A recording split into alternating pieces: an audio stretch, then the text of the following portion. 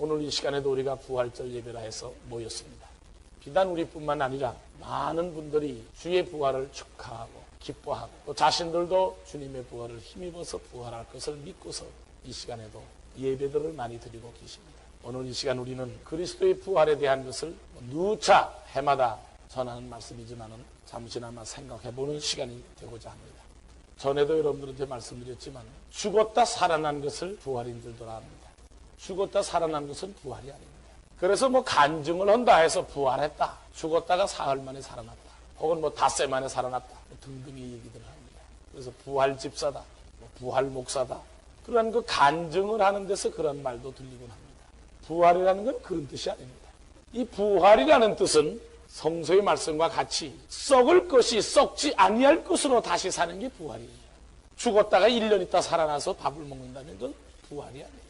썩을 것이 썩을 상태로 다시 산 건 부활이 아니에요. 썩을 것이 썩지 아니할 것으로 다시 사는 게 부활이다.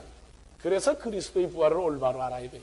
제가 부활에 대한 얘기를 하면은 사입이다, 이단이다 그래요. 왜 그러냐? 기독교 내용이 알고 있는 차원의 얘기를 하는 게 아니고 그것이 아닌 걸 얘기를 하니 보수적으로 알고 있는 상식선에서 자기들이 알고 있는 얘기가 아닌 새로운 얘기를 틀렸다 해야 이단이라고 뭐라 해야 되나. 그래서 내가 오늘 이 시간 그게 아닌 것을 정확하게 알려드리기 위해서 성서의 말씀을 먼저 드리는 거예요. 사도 바울이 부활에 대해서 증거를 할 때에 우리가 다 잠잘 것이 아니요 마지막 나팔 소리에 따라서 호련히 변화되어. 자, 잠잔다 하는 바울의 얘기는 죽었다 그 소리예요. 죽은 상태의 생명체들이 마지막 나팔 소리에 순식간에 변화가 된다 그 소리예요. 그 변화되는 상태가 어떻게 변화가 되냐면 따라하세요. 썩을 것이 썩지 아니할 것으로, 죽을 것이 죽지 아니할 것으로 변화한다. 우리 주님이 이 땅에서 태어나실 때의 어린아기고 11살 때는 소년이고 20세가 넘으시면 청년이고 30세가 넘었으면 중년이에요.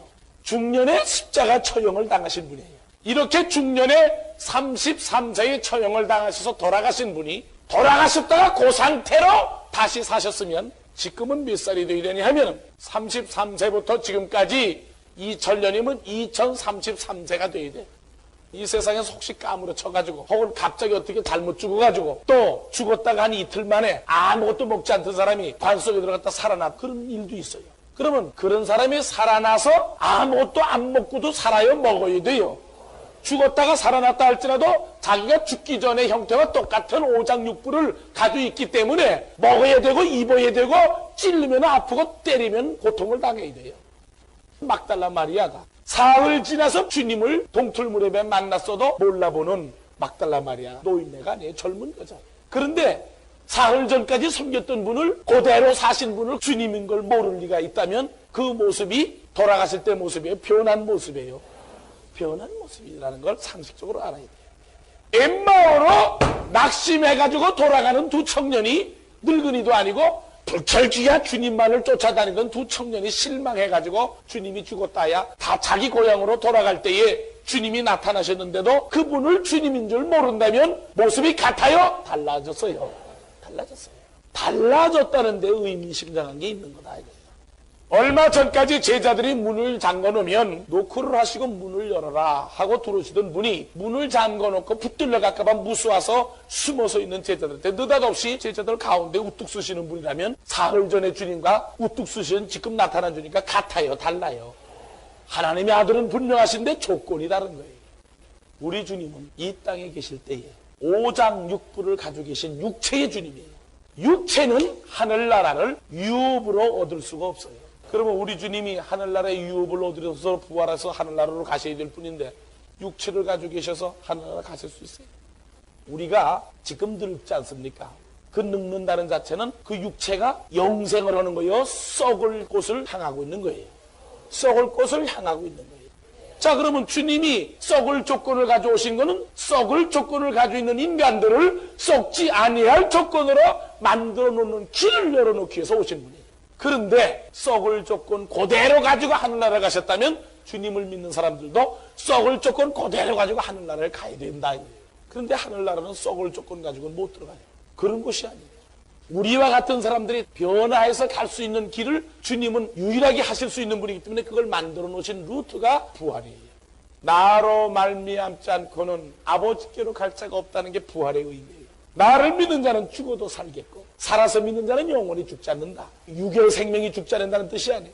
나를 믿는 자는 죽어도 살겠고 한 것은 심판을 받아서도 구원을 받겠고 영생할 수 있는 조건을 가진 자란 심판을 받지 않고 하늘나라에 직접 가는 거로 생명체가 죽지 않는다.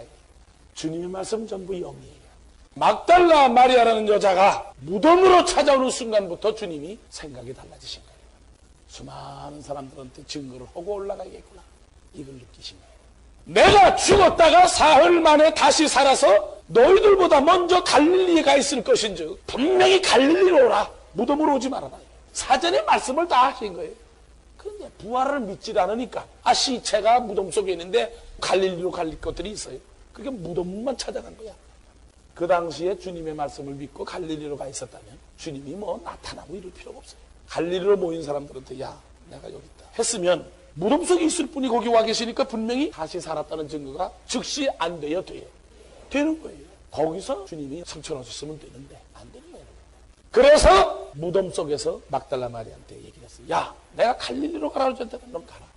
또 막달라 마리아가 가서 제자들한테 주님을 만났습니다. 뭐 어쩌면 해도 제자들까지 그럴 리가 있느냐. 뭐 수군덕거리고 그러면 가보자. 같이들 또 확인하러 와서 뭐 있어야지. 그래가지고 실망들하고 또 다시 올라서 회의 들어오는 거 12명이 모여 앉아서 뭐 그러니까 그 중에 한 놈은 뭐 난 봐야 믿지. 뭐 난 못 믿겠단 말이야. 그 뭐 부활 무슨. 그러니까 그 가운데 주님이 나타나신 거예요. 떠드는 가운데서. 너희들이 편안하냐. 난 만져봐야 된다 하니까 그래 만져봐라. 만져보게끔 하기 위해서 뼈와 살을 증거를 해주신 거예요. 뼈와 살이 있어서 하시는 게 아니고 만약에 뼈와 살을 증거를 안 해주시면 살았다는 증거가 돼야 안 돼요. 하나님 애들이 뭘 못하시겠어요. 그런 애니 얼마나 번잡합니까. 그럼 어떻게 너는 그런 걸 아느냐 이럴 거다.